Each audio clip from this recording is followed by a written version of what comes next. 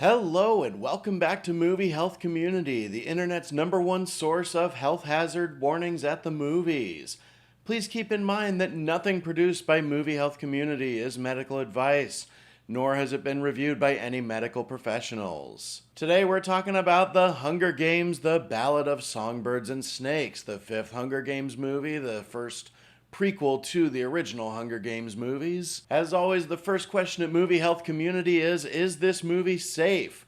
For The Hunger Games, The Ballad of Songbirds and Snakes, the answer is just about. In terms of photosensitivity, this is easily the safest Hunger Games movie to watch. The opening shot has some distant lightning in the background. There is one scene with a rapid succession of explosions. Machine guns are used in two scenes. One of those scenes has bright bullets firing.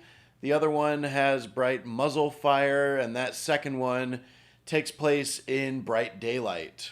There are several scenes that take place in dark hallways where the lights, instead of flickering with bright flashes of light, they flicker with quick, sudden bouts of darkness that last just a split second. That may affect some cases of photosensitivity, but just felt it worth mentioning. For flashing lights, we're giving The Hunger Games, The Ballad of Songbirds and Snakes a 4 out of 10.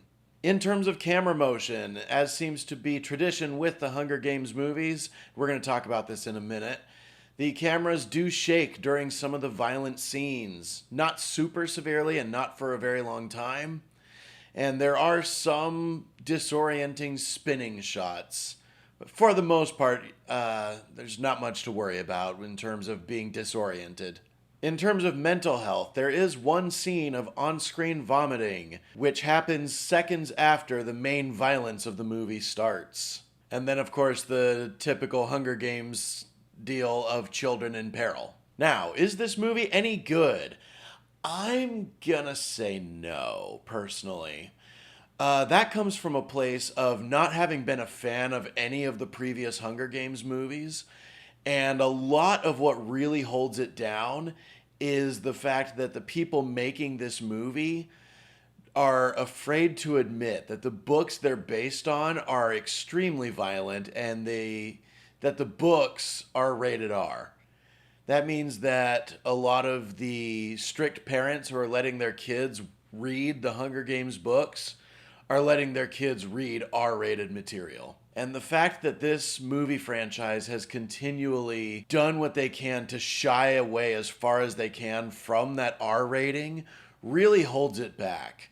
There are things that happen in this movie that should be extremely bloody, and they somehow managed to pull them off without showing any blood. I mean, when you break a bottle and stick it into someone's neck and there's no blood, you wonder what exactly is happening. Rachel Zegler, she's a great singer, that's already been established. She's a great actress, that's already been established. The accent that she tries in this movie is really inconsistent and off-putting.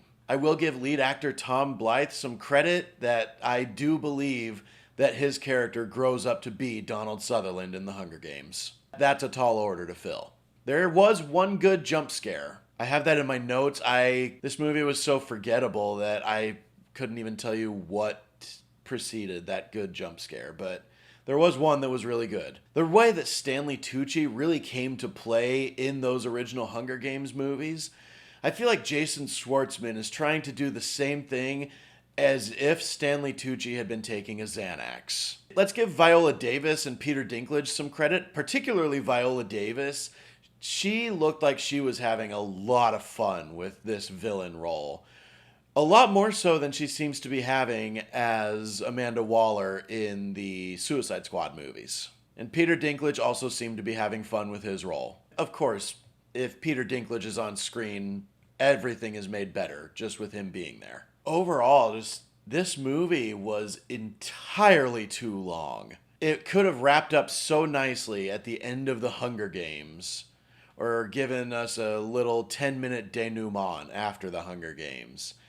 And they had to go a whole 45 or 50 minutes beyond all of that to give us the world's longest epilogue, one that even makes the Return of the King epilogue look really short. The score was right on par with all the other Hunger Games movies. It was cool to hear the Hanging Tree song with the big sweeping orchestra. I'm a sucker for a big sweeping orchestra and a really good sound when that's made. But overall, just this movie was it was too long. It was bogged down in being PG-13. And yeah, I'm going to give The Hunger Games, The Ballad of Songbirds and Snakes a D. Thank you so much to our readers on Tumblr and Facebook, and as always, an extra special thanks to our patrons over on our Patreon page, including the 2 new ones we've had sign up in the last couple of days. Thank you so much. We couldn't do this without you. Your names are scrolling on the screen like credits right now. Be sure to leave a like on this video, hit that subscribe button, try to watch all the way to the end, and leave a comment if you have anything to add to this discussion, especially if you disagree with anything we've said. We love hearing from you if you disagree. And as always, stay safe at the movies.